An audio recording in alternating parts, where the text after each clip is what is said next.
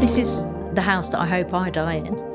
And I don't say that in any morbid sense at all. Losing my father and then my mother was the most distressing and not wished for experience. And this house gave a container for all of that experience and those emotions. And it also gave my mother a way of going gently. I wanted to be different. I couldn't describe what it was I wanted to be, but I wanted to be different from the norm. You're never not the director of an organisation like Tate. So you can have holidays, but, the organisation's always still running. And it's time now that I have a bit more time for all the other things.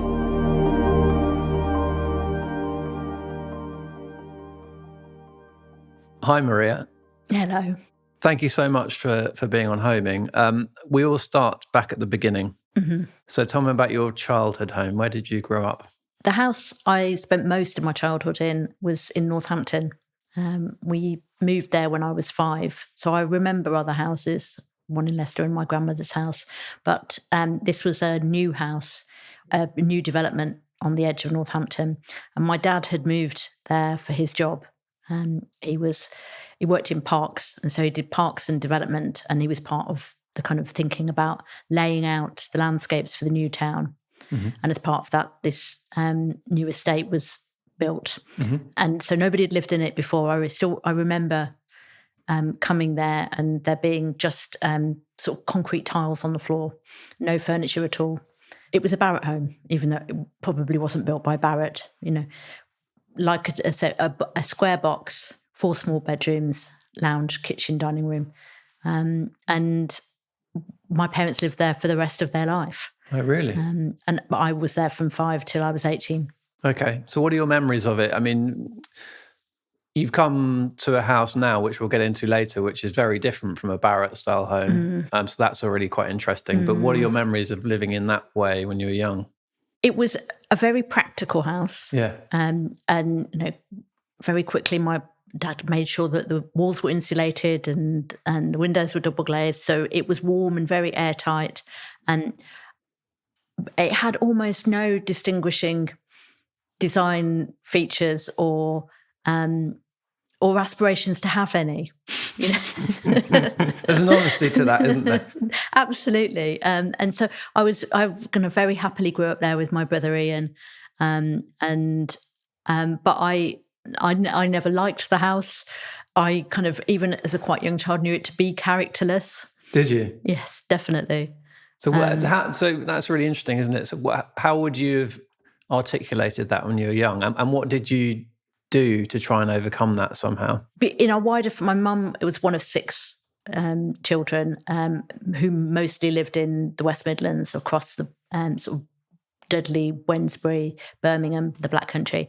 And they lived in old houses, in Victorian terraces, or houses even older than that. And I could see they had higgledy-piggledy houses. My grandmother had a funny staircase that you had to kind of turn back on itself to get up to her bedroom. And our house was really symmetrical and really functional. So I recognised that, but I didn't love it. And I was much more into the more chaotic sort of renegade kind of homes that the extended family lived in. And when I was in my mid-teens, Mum and Dad went on holiday and I was given permission to paint my own bedroom. And I think my mum was very regretful of that decision. Go on, tell us. I painted the walls really bright yellow, rather like the front room here, and all of the woodwork in a really kind of inky blue. Again, it was basically this kitchen, isn't it? But garish gloss paint, because it's the early 80s, and of course we started off, me and my friend, doing this painting very well, and by day 2 we were quite bored of it and we're doing it in a very slapdash fashion. So quite shiny yellow walls and really inky blue paintwork, and quilts from Habitat to full of different kind of clashing colours. And I changed the curtains as well. And I had my Starsky and Hutch poster. And I think, and the rest of my mum's house was sort of muted taupe and cream and elegant. And she was really good with textiles, so she had nice curtains and things like that. I think she said, "Oh, holy shit, what's she done?" And about 20 years later, they finally got round to redecoration. She said, we just could not get that blue paint off. We decided we'd replace the skirting boards in the end. What did they used to say about you then? Oh, she's creative, I'll bet. Because she creative, or she's always had flair. Yeah. Flair's a good one. They're unusual. That's very unusual, dear. Oh, you hate it, don't you? Great, thanks. That's so interesting. So how would you describe why you were that person then that wanted to do that to your bedroom, and you wouldn't just accept it how it was somehow? Well, from an early age, I was a very avid reader, and I'm very much encouraged by my mother especially, and her sisters, and my grandmother. So always books around. And my mum's younger sister, Sylvia, worked in community arts, and was a really overt feminist, bought me lots of feminist sci-fi novels, many of which I still keep now. And so I was encouraged to sort of pursue vivid imagination. Northampton in the 1980s was not full of vivid imagination. There was no art gallery. There was a little museum, but it was very traditional. The only band that I can think of were the Bauhaus, who, I mean, were unusual, but not my music taste. And the other thing our family really encouraged was music. So my mum and dad always had records, but the wider family, people played, and there was a lot of Irish folk music. And Sylv, my aunt, and her first husband would make me tapes and send me David Bowie and Bow Wow Wow and Joy Division and the Smiths. And Phil, her husband, then particularly encouraged this sense of we've got to save you from suburbia. So he would send me tapes, and they'd often have a note saying, "Listen to this often; it will preserve your spirit." And it might be a Bowie compilation album, or I don't know, the Buzzcocks or something like that. And so the music press and reading and science fiction and lots of other worlds were really important to me. And I particularly remember the impact of Face magazine, which was it was in W.H. Smith, but it's sort of on the top shelf as if it was porn. But if you could get one, if I had enough pocket money to buy one, that was just like this other world. And I remember seeing photographs of Lee Bowery, who we did a show at Tate Modern with recently, or about him recently. And these people, so Bowie in either his Aladdin Sane mode or Young Americans, or when he did fashion, which was like my mid-teens. So those are the people that I want to meet. That's the world that I want to pursue. And I have a particularly vivid memory of Neil Tennant, who used to write for Smash Hits. From the Pet Shop Boys. Yeah. Leaving the magazine, and he wrote a letter to the readers. And so I might have been about 13. And so, dear readers, so I love you all, but I'm going away to make my fortune, to be in a pop band, and to make a number one record. And if I come crawling back in 6 months' time, please forgive me. But of course, in 6 months' time, West End Girls was on top of the pops. Yeah. And I was very sad that he left the magazine because I loved his writing, but delighted with the Pet Shop Boys music. And it was that sort of dream that you could run away to London and there would be a life of fashion and music and sort of sci-fi excitement. It's really hard to think now, isn't it? Because media is such a sort of fragmented world, but magazines like The Face were so influential, weren't they? It just got all that stuff into your bedroom directly. It's like a main line in, wasn't it? Absolutely. It was like having your own kind of art show. Yeah. Because the photography was so so extraordinary. And I wanted to be different. I couldn't describe what it was I wanted to be, but I wanted to be different from the norm.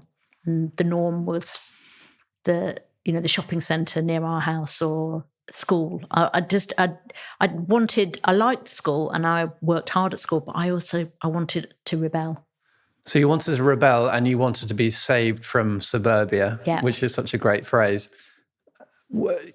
Can you put your finger on why that is? Were you born like that, or was something lit somewhere along the line? No, I think I was born like that. Do you? I think I always had an overactive imagination. I recognised the same in my daughter. Okay.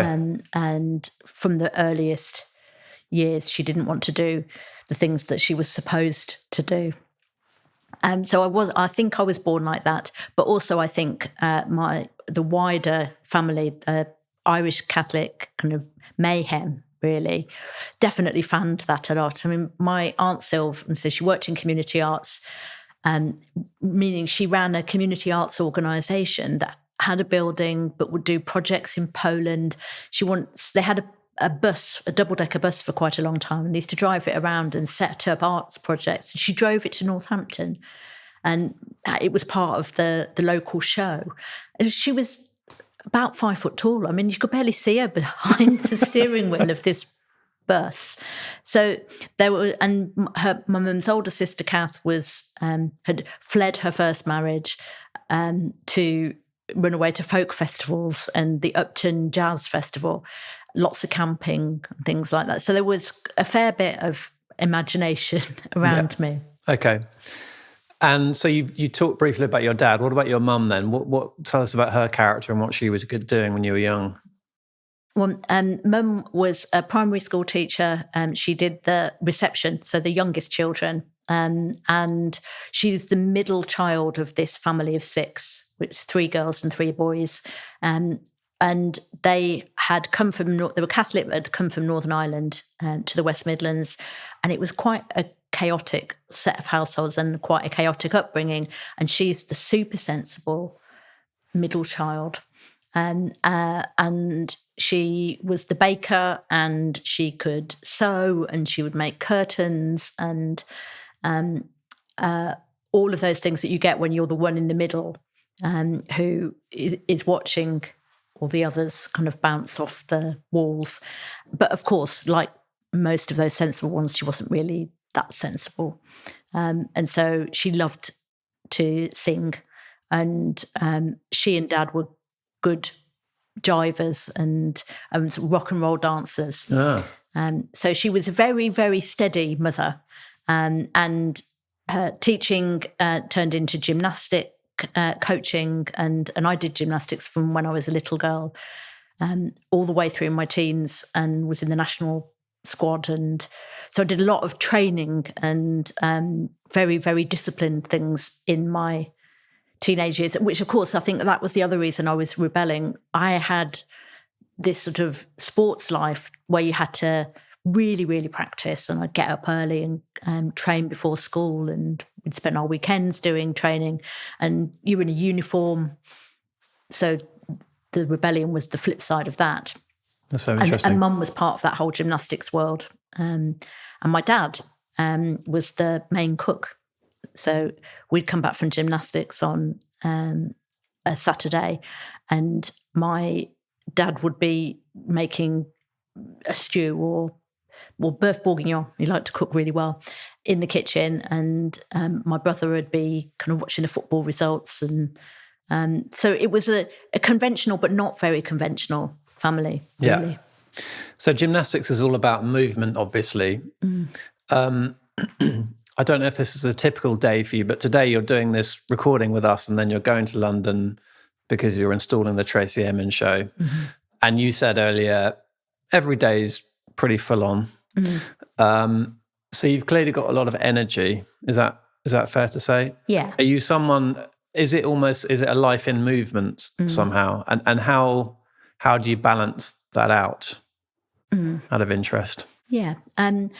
My mum said once that she took me to gymnastics because when I was age 4 or 5, because I couldn't sit still.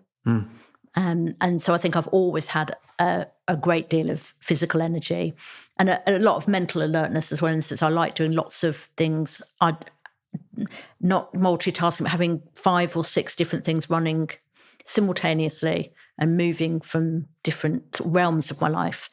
And then as I've got older, and especially as I've kind of gone into my 50s and gone through menopause, the sense of needing to be rooted and still is sort of expressed through my garden.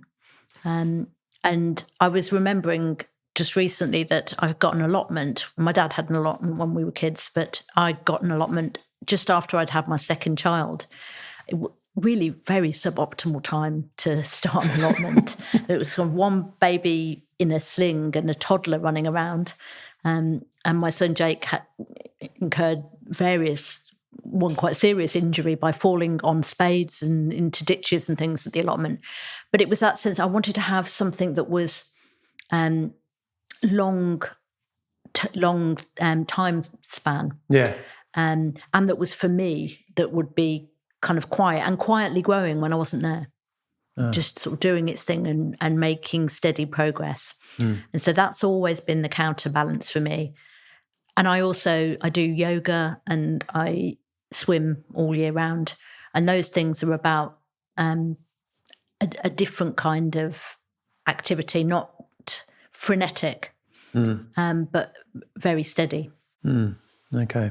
Let's talk about art.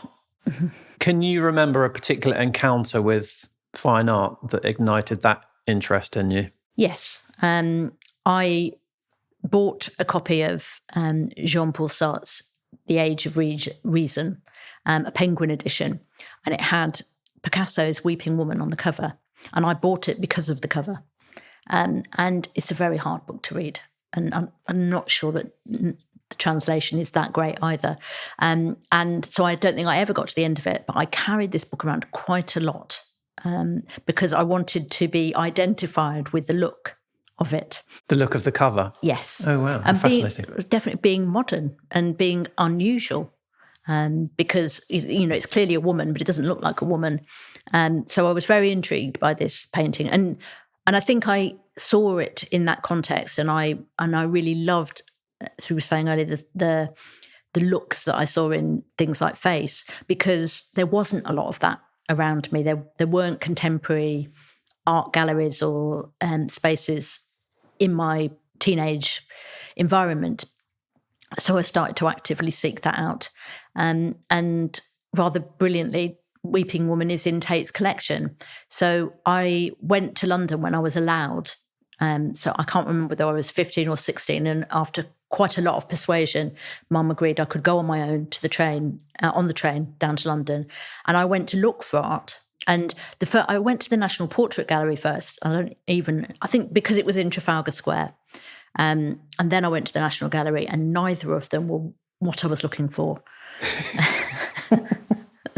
It's like, no, this is old. I want contemporary things. I have a vision of you breezing through the galleries at high speed here.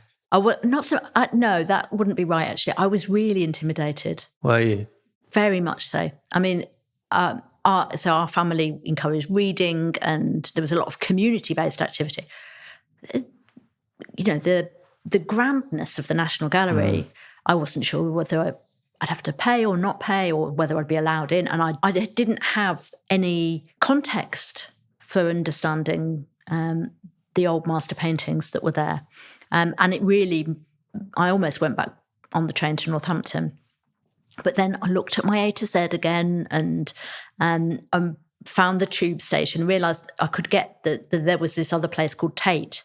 And so I went to Pimlico, and there was only one Tate then. And I went, then I was intimidated going in there. You still have to go up those stone steps and the grand portico. But when I got there, because it was still in the days when all of Tate's collection was in one place, I saw Bridget Riley, and I found the Picasso. But actually, and I was really pleased to see the painting, the Picasso painting, in the flesh. It's up in Tate Modern at the moment, and it is a remarkable painting.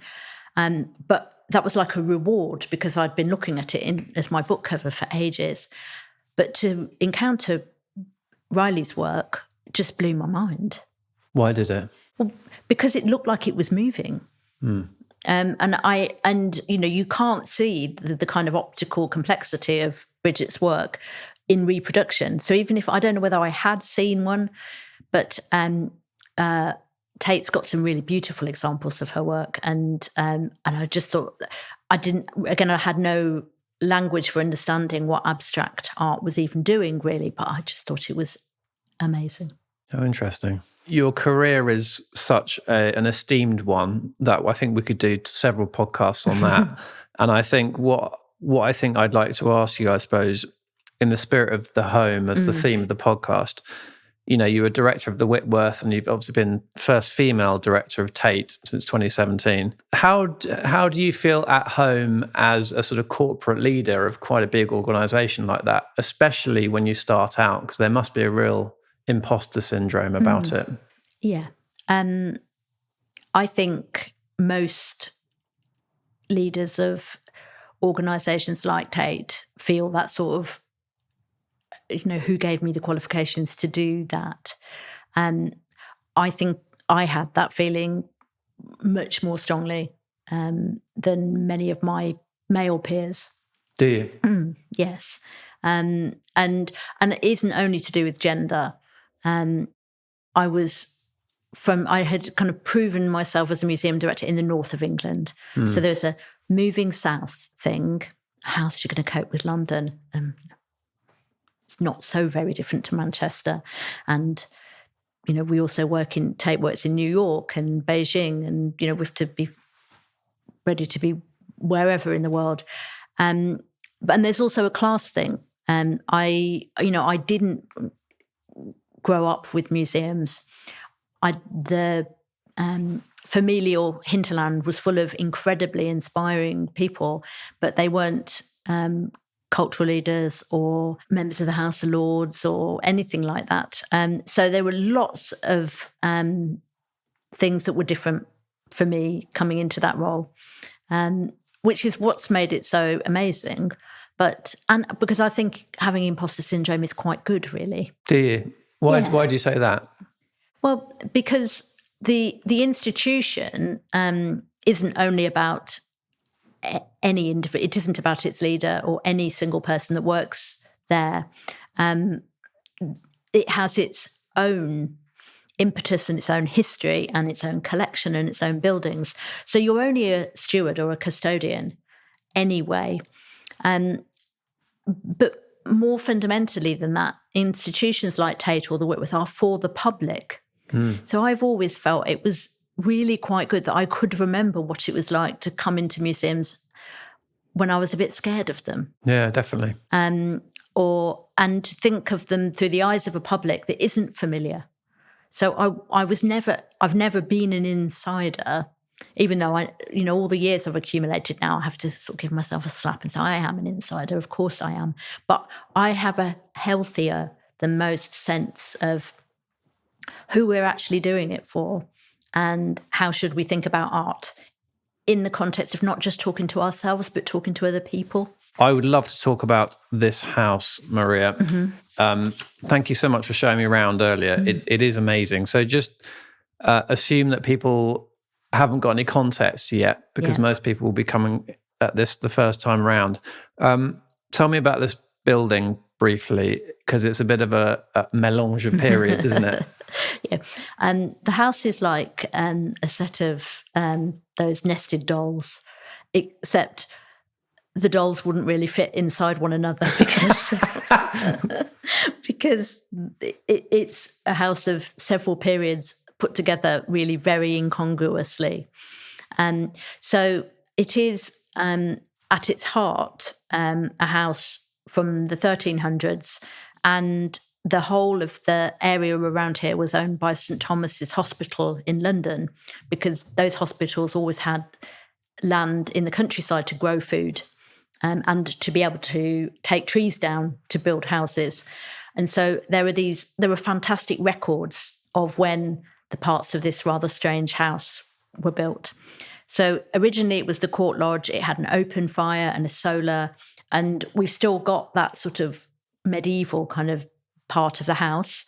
And in fact, it survived until the late 1940s with the solar upstairs, and was only taken out when it was kind of the farmhouse bit was expanded as part of that sort of dig for England, grow vegetables and barley and wheat after the Second World War. But it's changed enormously in its lifetime.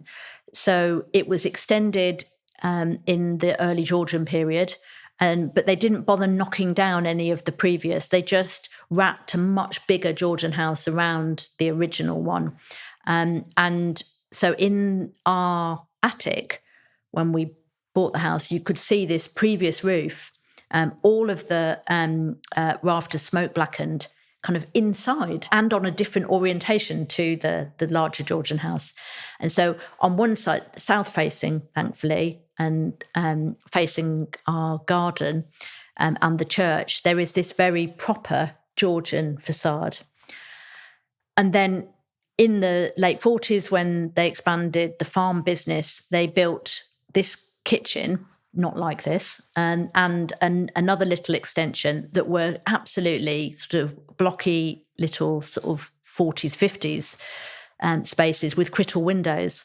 And they replaced some of the old windows with a rather amazing long Crittal window. This long kitchen was 4 little boxes. So tiny kitchen, tiny washroom, and then 2 rooms for farmhands to sleep in. And it was horrible. But the Crittal windows were good. And so when we came to see it, to buy it, or not even knowing to buy it, we came because Hastingly is a few miles from Wye, which had until the 90s I think England's only horticulture university. It was part of the University of London, but it was a practical course. And my dad did the degree there. And so my mum and dad did their early courting in the village of Wye. And so we'd never lived in this part of the world, but I knew about it from family stories. And so we decided we'd come and see things here, because moving from the north down to London, we couldn't afford a house in London that would be big enough for our 4 adult children to visit. So we had this plan. We'd live in the countryside. We'd have a tiny sort of studio flat in London. And we came to see this. And I have to say, it was very unpalatable or unprepossessing when we first saw it, because it had become very overgrown. The couple who lived here had rich and very interesting lives here, but it had got too big for them as they got older. And we couldn't even find the front door when we came to view it, because there was an enormous rose and several kind of rogue trees grown in front of the house. So you couldn't see where to get in. But was that part of the appeal, though? Because there is something about rescuing a building, isn't there? Yeah. It certainly was for me. I would say my husband, it was less enthusiastic about that. But I love rescuing houses. Yeah. I think, it's the reaction against that growing up in a house that was literally new, had sort of just been finished. So the first house I bought with my first husband was a completely knackered 3-story Victorian house in Balshaw Heath in Birmingham. And I mean, it had no central heating and no proper toilet. It was really, really rotten, but it was really cheap, and we just gradually did it up. And when we bought our house on Bute, it was 6 bedrooms, looking down onto the sea, but it was nearly falling down. And again, it was a project. It was a holiday project as well as a holiday home for us and the kids, because we wanted the space and to be near the water. But it was, again, nobody else would have bought it. And by then, even my son Jake said, "Well, that's the thing about you, Mum. You're not scared, are you, of things that are ramshackle, falling down, broken?" A quick interlude to let you know that you can watch my house tour with Maria on Patreon. she shows me the many faces of her incredible home in Kent, from its medieval origins to its Derek Jarman-inspired front garden and its beautiful Georgian rear facade. I've never been anywhere quite like it, so head over to patreon.com/homingwithmatt to take a look. I mean, it's really interesting to me, this, because I don't, the diametric opposite of the house you grew up in would be a 14th century house with Georgian and, 1940s additions. Yeah. And it is so layered. It is very onion-like. It is very like a Russian doll, as you say. So I find that really fascinating, that sort of reaction that you've had to it. Yeah. When we started looking for houses, as well as sort of being interested in places that were sort of in this bit of Kent, the list of what we wanted was the opposite of what we ended up with. I was hoping that it would be on the seaside because I really love sea swimming, and I was hoping that it would be a modern house because I was a bit bored of doing up knackered old houses. And I love modernist architecture and I love clean lines and all of that. So that clearly sort of comes from early life. So we didn't get any of those things, but there was just the one non-negotiable was that it had to have a proper garden, real space for me to be able to garden in. Because as soon as I had houses, I made gardens, but I've always had quite small urban gardens. So I've had to have allotments if I wanted to grow vegetables. And we came and visited here late September, which is when the wood that is part of the garden and the orchard that is also here looks just the most wonderful. And so the pear tree was growing with pears. There were 10 different varieties of apples in the garden. And we walked around and I could see Nick's shoulders sagging slightly. Oh, bloody hell, she's going to buy this one because I can see how much she loves the garden. And I did. And I left with a bag of pears because the Maureen who sold us the house said I was the only person that had ever visited that had asked about the trees. Okay. And that was right because the orchard, and we've added more trees now and all of that, everything grows so well here. So I was quite happy to bin all the other requirements. And Nick was happy about it being old because he's an archaeologist, so he was only on sufferance going down this route of we should have a modern house. Okay. So I got my garden and he got his old house, and then the bit that was ugliest, the Crittal window 40s extension, is the loveliest part of the house now. So which is this part? Yeah. Where we're in the kitchen, yeah. Everybody wins Everybody in this story. Wins. I love the idea that you go home with pears so you can sort of take some of the house home with you and dwell on it somehow. It's actually quite powerful, that. Yeah. On the subject of the garden then, what I love is that they've got hugely different character at the front and at the back. So tell us about that. Yeah. Well, again, I think a lot of the things that we've done here have been a mix of practicality and sort of force of circumstance and sort of grand romantic gestures. So the front garden is all gravel on a concrete farmyard underneath. And it's because we hadn't got any more money and it looked absolutely horrible. And Derek Jarman is one of my great inspirations, and Dungeness isn't far away. And so I realised I could make a gravel garden. But we couldn't afford to even have the concrete smashed up. So we broke up a few bits so I could put some plants in and then just laid such a lot of grit and gravel that plants could thrive. And so it is a Dungeness at the front. And then the side garden is a deeply romantic rose garden inspired by Sissinghurst. And the back is really very Great Dixter. There's a mixture of formal garden and meadows and orchards and wood. And Sissinghurst and Dixter are the two great, I think they're two of the greatest UK gardens, but they're the great Kent gardens. Yeah, for sure. So you're obviously a big gardener. What other routines do you have through a classic day or a weekend? It's swimming and gardening Swimming. And walking. Yeah. So sea swimming in Folkestone. So get up, don't have any breakfast, go and swim, and then get coffee at the seaside. Oh, really? Yeah. Why? Out of interest, why like first thing that you do is you wake up? First thing, always tea in bed, like proper tea with tea leaves. Okay. Rituals, food rituals, drinking rituals, really important to me. But no, first thing, because if you start, the thing about gardening is if you go out for 1 minute, you come back 3 hours later. And then you won't get round to going for a swim. Yeah. So go out first and then come back. And the garden is 2 acres and I grow vegetables all year round, and I shouldn't be able to do either of those things and have a full-time job, never mind one that is as demanding and has as much travel as the Tate job does. So I cram it all in around the edges. And again, my poor husband Nick often feels like the farmhand that he gets, go and dig over there, move this compost, please. And he's become really, really good at that because he wasn't really a gardener before he met me. But I need to get my hands dirty and need to swim because that sort of slows off all of the stress of an urban working week. Oh, okay. The physical washing process. Yeah. That's really interesting. Yeah.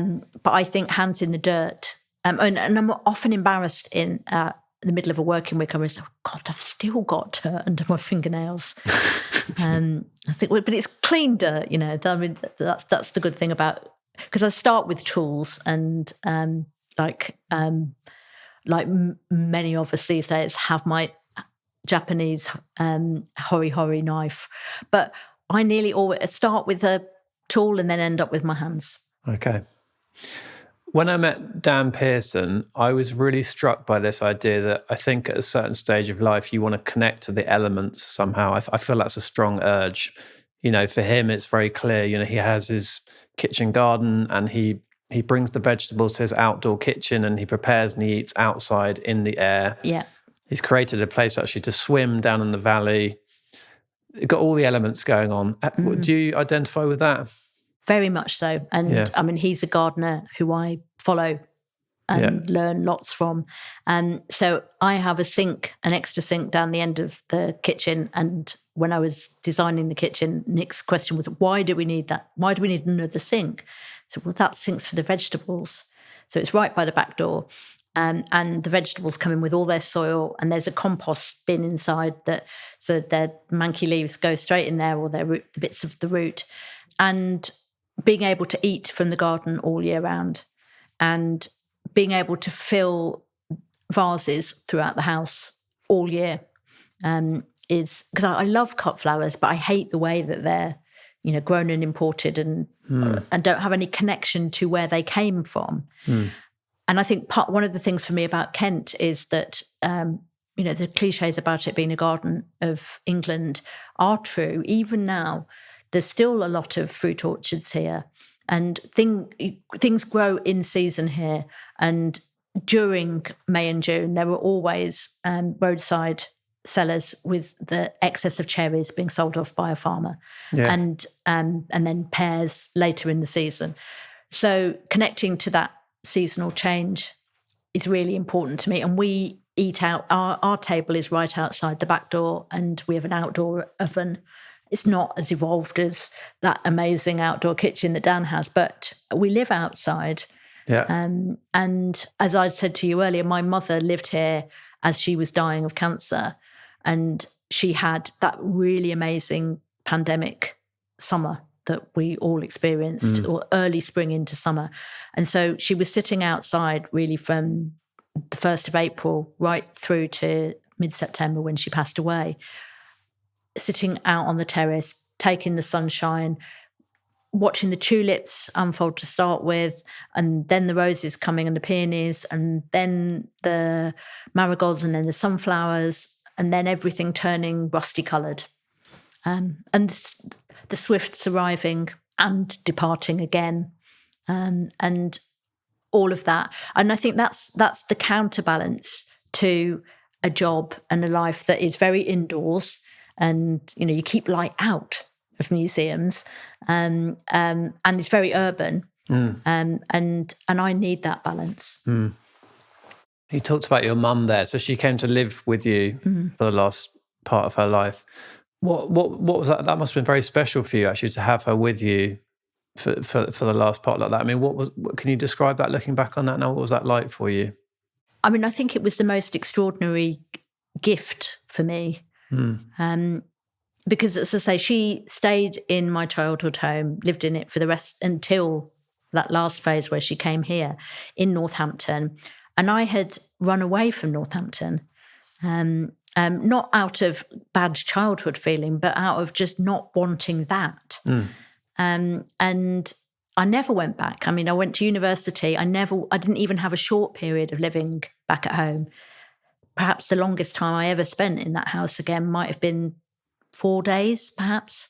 And Mum and Dad were very encouraging and proud and appreciative of all the things that I did and that my brother has done in his life. But I think especially for me, they didn't know very much about what I really did. And I think there was, to go back to that childhood kind of word, I think she's quite unusual. I think they might. And when Mum came and lived here, we were all living in this very unusual way of being kept at home, but having to keep our jobs going. And so Tate was being run from my kitchen and my other senior colleagues' kitchens or bedrooms or studies. And it was deeply weird. But it meant that my mother got to see and hear what my job was really like. Okay. So one of my favourite memories is that the chair of Tate at that point was Lionel Barber, who was then editor of the FT. And he's a big man and very forceful individual. And we'd be on Zooms, or a board meeting might be on Teams.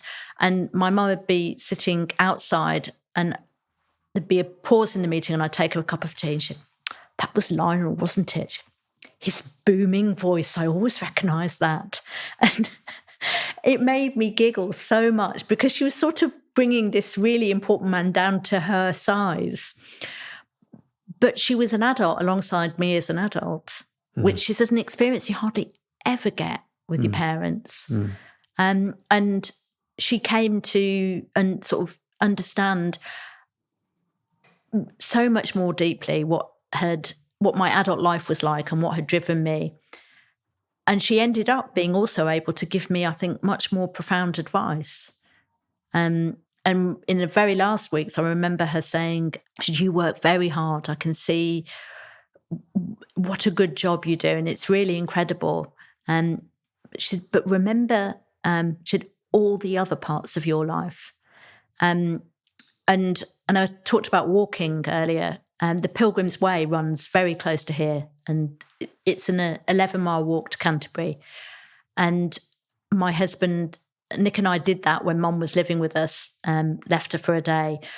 And when we came back, she said, that's it. When she'd remember, you and Nick need time to walk the Camino Way. And she and Dad had driven that in an earlier part of their life. And she said, make sure that you make time for all the things, was the advice she left me with. What do you think of that? Well, that's why I'm stepping down from Tate just at this point, having done, say, nearly a decade of an incredible job, which I love. And, all that we get to do is quite extraordinary and demanding and very time intensive. And you're never not the director of an organisation like Tate. So you can have holidays, but, the organisation is always still running. And it's time now that I have a bit more time for all the other things. And I'm stopping on the 31st of March. And on the 1st of April, I'll be standing outside in my wellies. And that's the beginning of the vegetable growing season proper. And I want to be around to watch the seedlings push their way through, transplant them properly, not have to do it in a rush or in the dark, which I quite often do at the moment because I've run out of time to transplant whatever I've grown. And I'll be able to do it in a more measured way. And I might get bored of that next year or the year after, but I know this summer that is going to be my purpose. It's brilliant. Good for you. My father died of cancer around a similar sort of time as your mum. Out of interest, what did that experience tell you about what's important? Because it does tell you something, doesn't it? What have you taken from it on that level? I mean, I think it teaches you a huge amount, partly because we're not close enough to death in our kind of contemporary period. And Mum being here and passing here, just with some visits from community nurses, was a little bit like being dropped into an extended episode of Call the Midwives in a good way.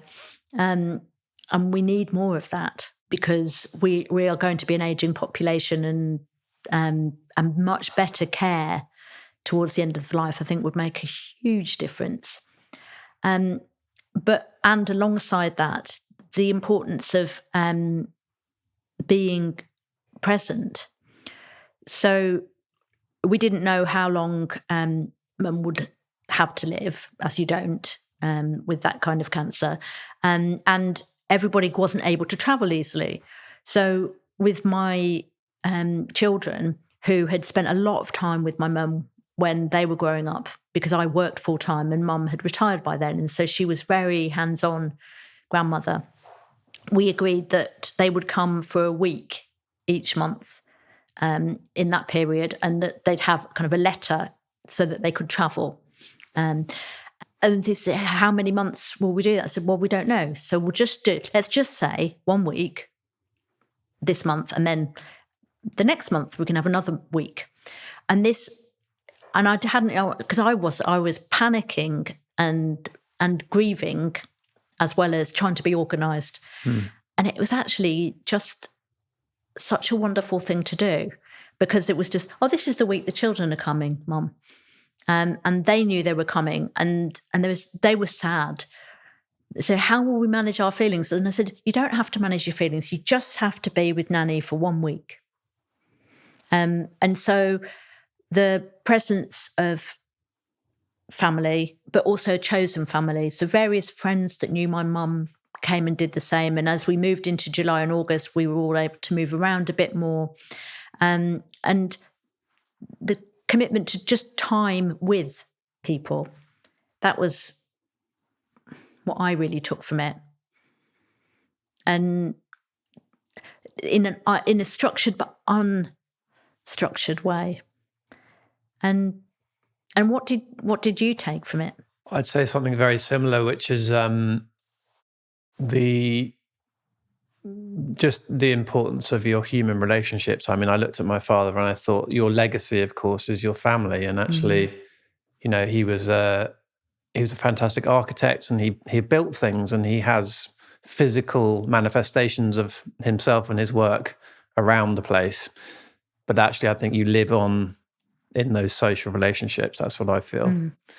And I also think, like you were saying, it gets back to the fundamentals of somehow the rhythms of the natural world, I think, and I love the vision of your mum being outside with the sun on her face, looking at the garden, watching the birds. I think it's those rhythms. We're all in rhythm with the natural world somehow. And I think it's about accepting our place in that much wider ecosystem.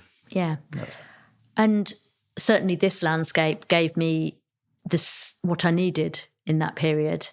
And as I said, Mum was with us because Dad, she'd cared for him after a series of strokes for a decade. And then she got cancer, and he had to go into a home whilst she was having the first phase of her treatment.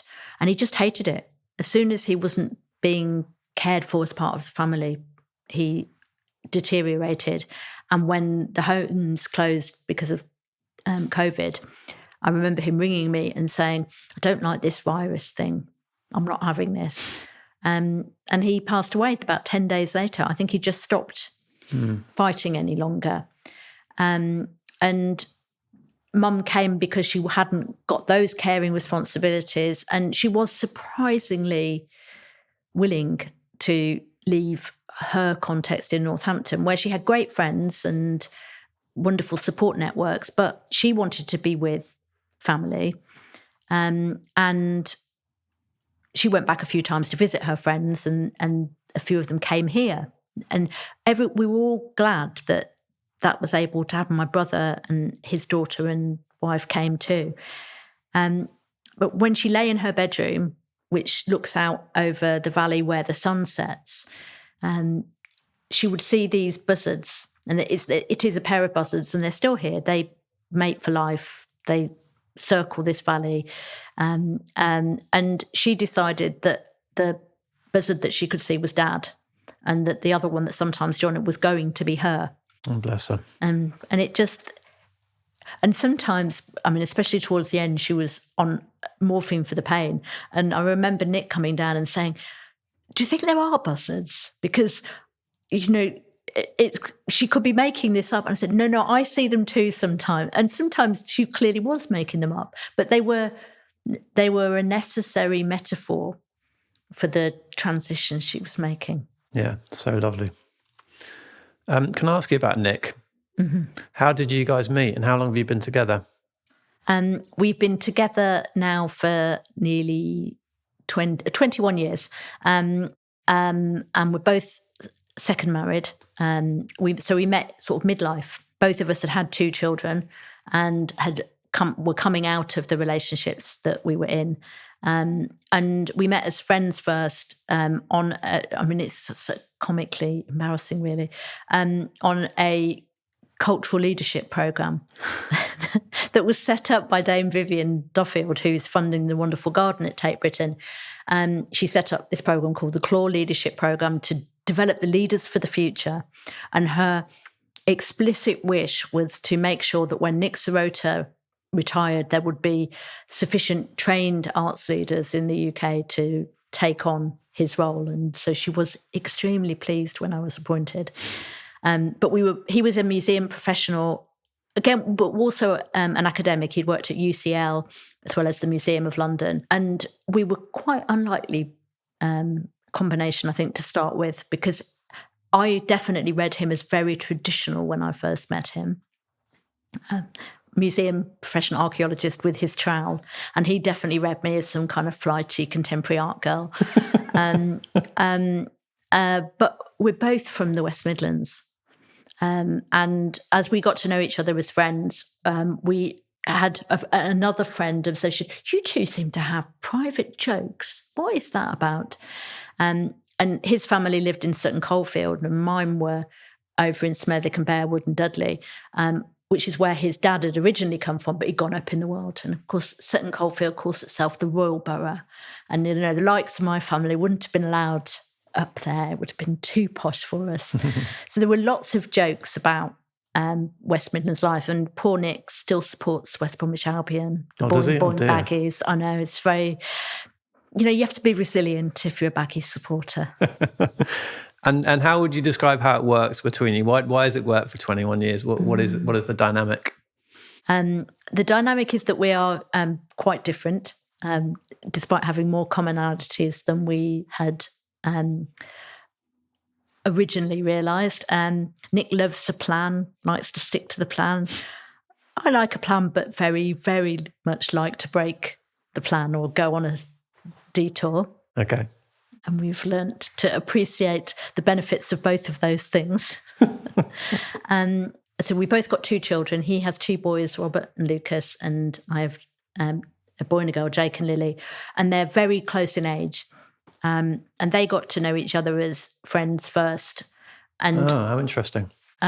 When I eventually plucked up courage to tell Jake and Lily that I thought I might have a new boyfriend, Jake, the older one, just said, something I want to talk to you about. It's important. And he just looked at him and went, "You've got a boyfriend, haven't you?" Maybe.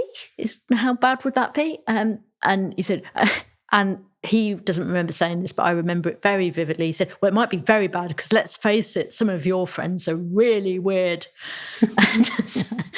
I said, well, it's Nick. And, oh, that's all right. I mean, he knows about Pokemon and stuff like that. And Robert and Lucas are nice.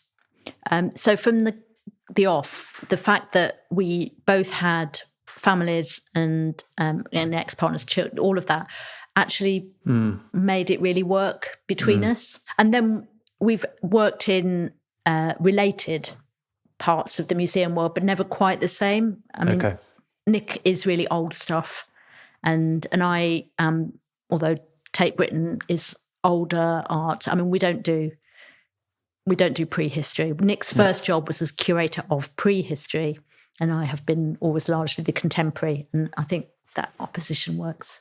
Okay. I mean, taking you back a bit, becoming a mum, how did that change things for you and your relationship with the home, actually?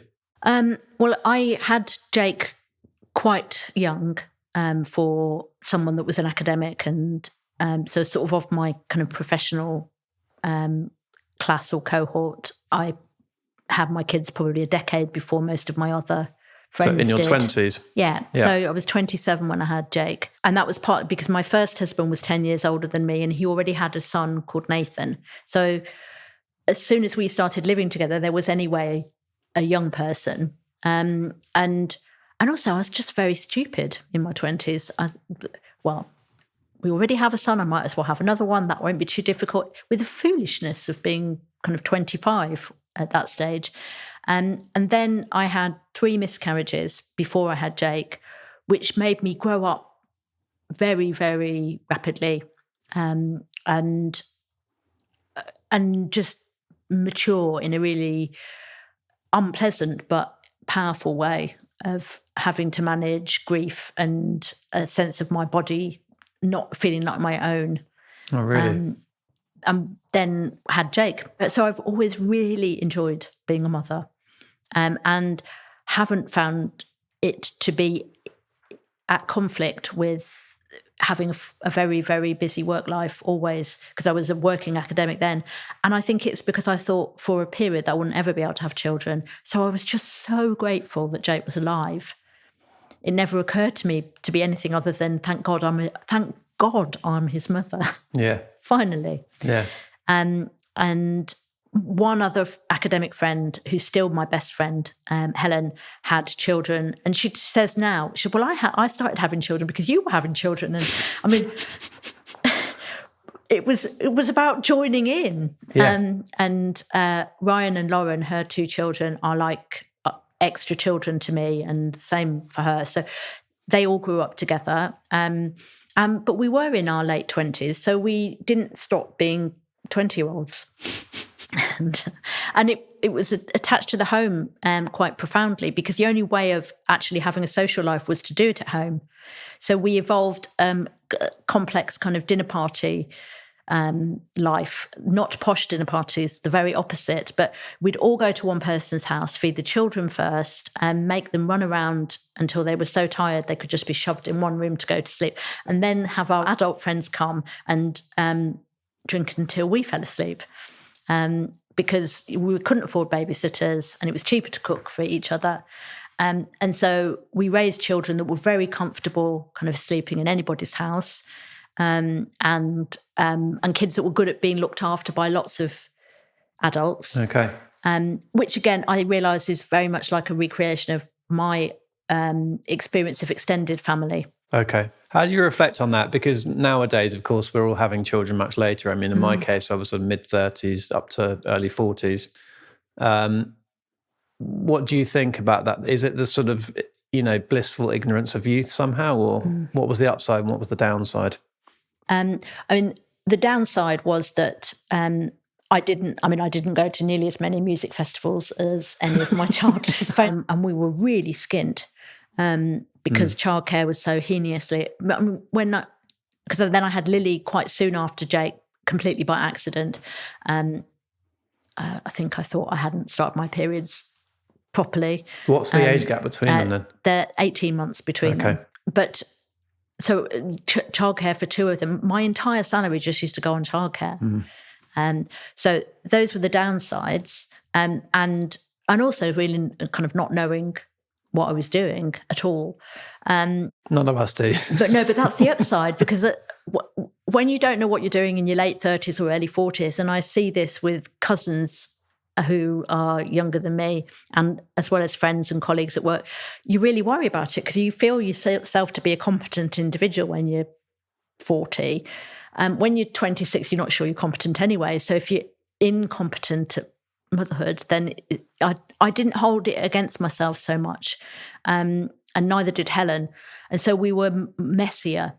And I think that was the real upside. And also we were energetic because we were young. It didn't bother me so much not having a load of sleep. And I hadn't got highly evolved standards or ways of living that were then disrupted by a child. I was still forming myself. And I think that was an advantage. And it made my latter career much easier. Yes. Because when I got the job at Tate, I could move from Manchester to London because Lily was about to go to FE college and then art school, and Jake had already gone to university. And they give me advice these days about all the things that affect the museum world, rather than me having to think, oh, who's feeding the children tonight? So how old are they now?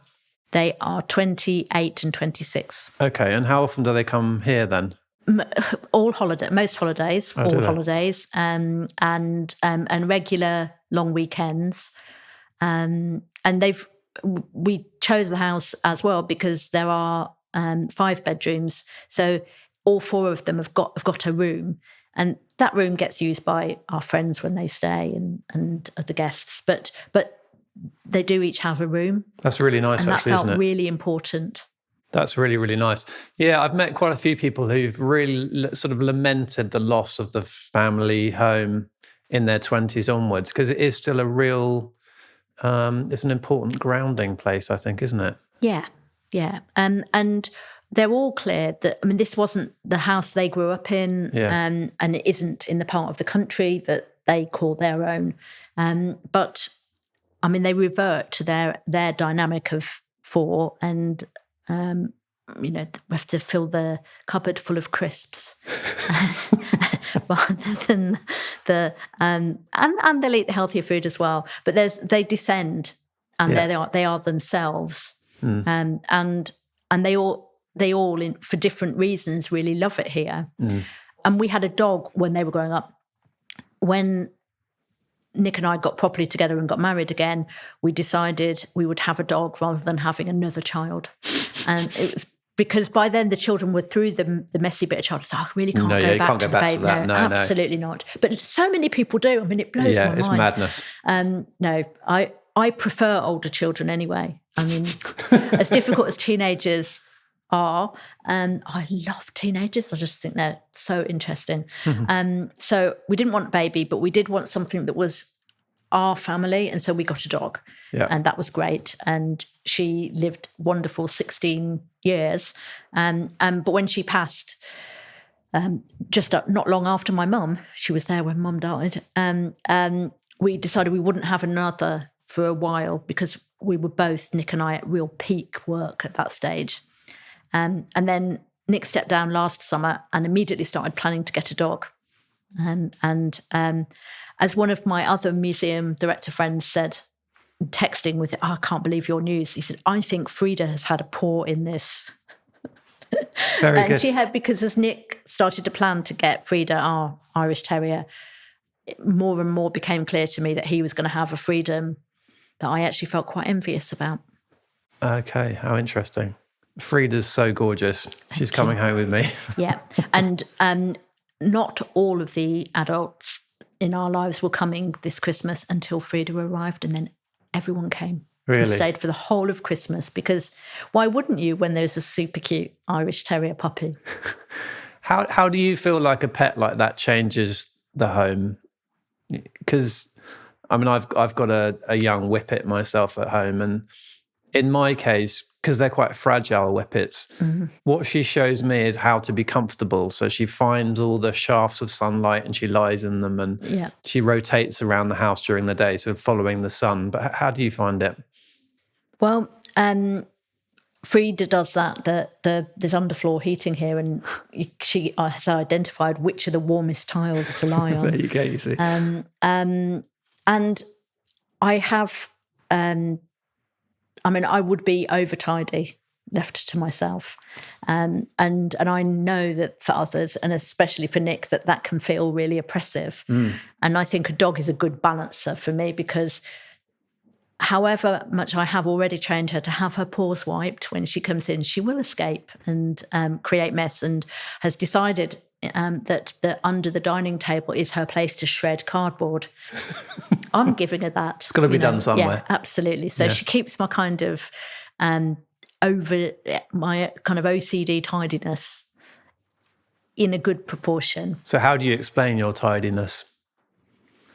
I think it's, or I can do all the busyness, and and I'm good at travel, and I can settle myself anywhere because I'm always ordering things.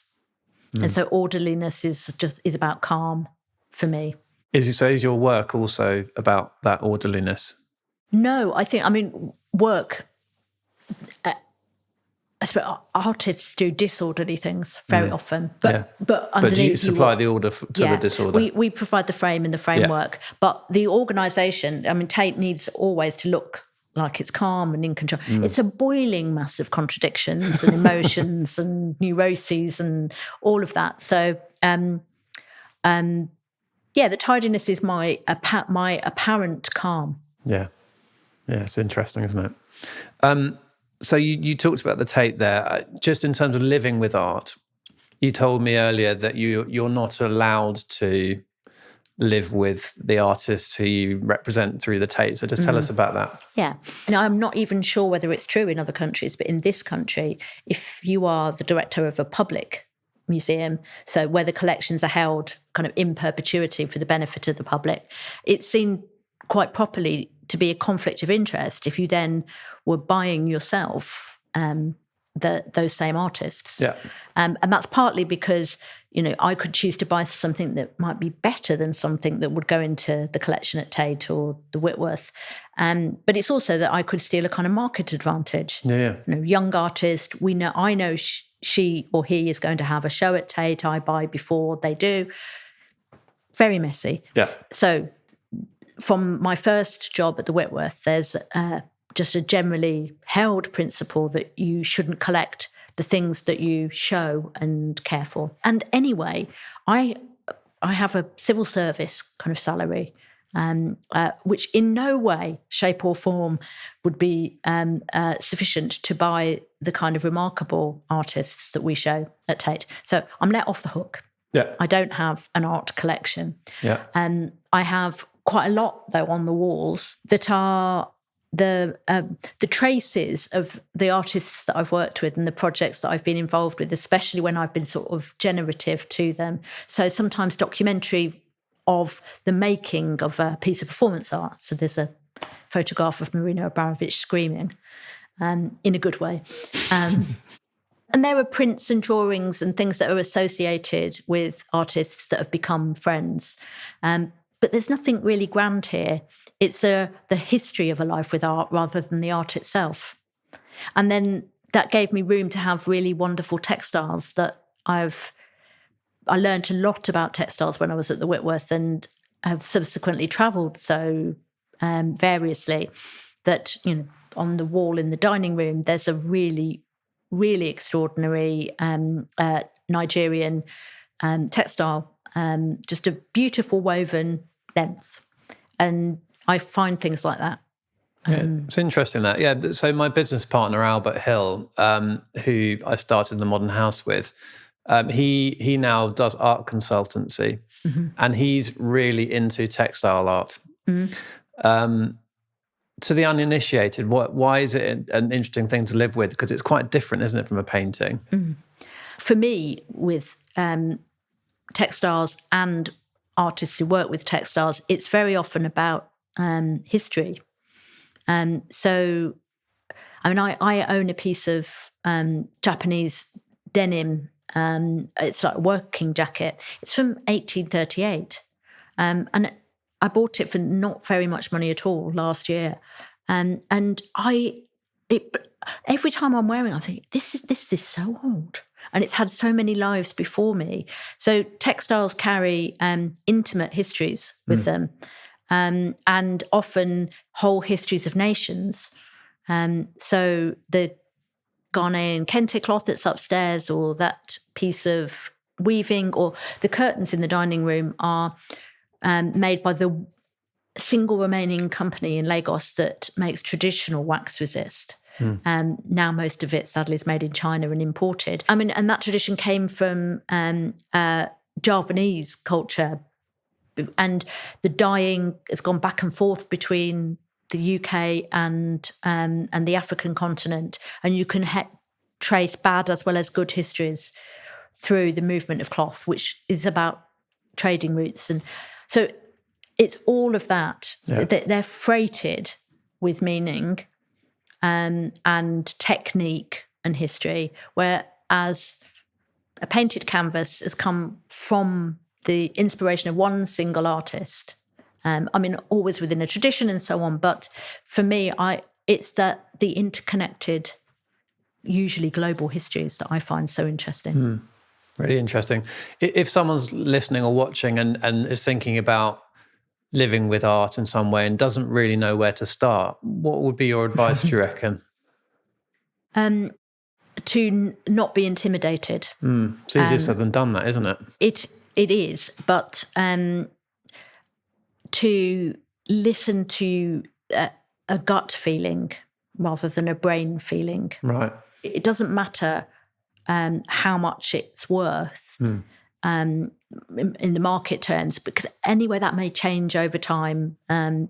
It's about how a piece of work connects to you, and that's, to me, what makes a difference. Yeah. And then much more practically, prints are a fantastic place to start, and printmaking is so interesting as a whole practice.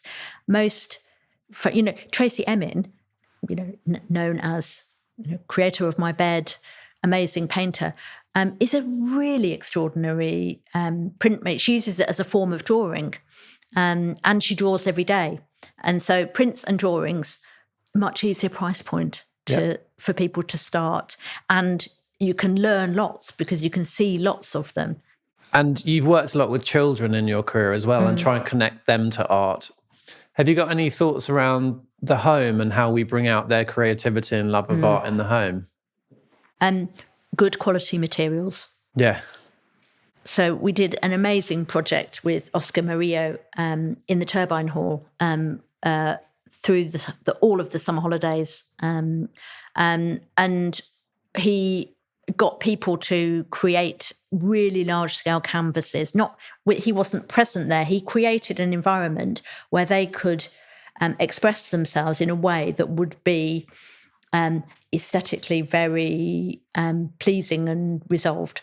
And what that looked like was very large-scale canvas, workstations with artist-quality acrylic paints. And the canvases stretched so that they were right down to the floor, so babies could put their hand in and wipe things, and toddlers could do and the parents, of course, get really involved and set the palette. And it changed over time, and each time a canvas was full of paint, it would be moved and displayed elsewhere in the Turbine Hall. But he just said it's got to be as good as the artist would use in the studio. And the learning team worked really carefully to have these sort of mobile units so you could move stuff around so that people could take it seriously. And if we were sitting at this kitchen counter, it's oil pastels and really good crayons and really, really good pencils and an excellent pencil sharpener and nice paper. And it doesn't matter if the paper gets torn, but I am obsessed with paper. I mean, some of my favourite drawings and prints are not because of what's on them, but because of the paper they're on. Really? And you could give children the pleasure in that tactility and the fact that they can make a mark, which is all the learning to express yourself is just about mark making. They'll make a better mark if they've got a good pencil. Yeah, I remember some friends of mine when their children were younger, they used to have a roll of paper in the corner of the room where they had lunch together, and they'd roll it out across the table before meals, and then just give the kids stuff to make a mess with. It was really quite powerful, actually. Mess is very important. Yeah. Been so interesting, Maria. I've got one more question, which I always ask. How would you sum up the importance of your home in your life and the role that it plays? This is the house that I hope I die in.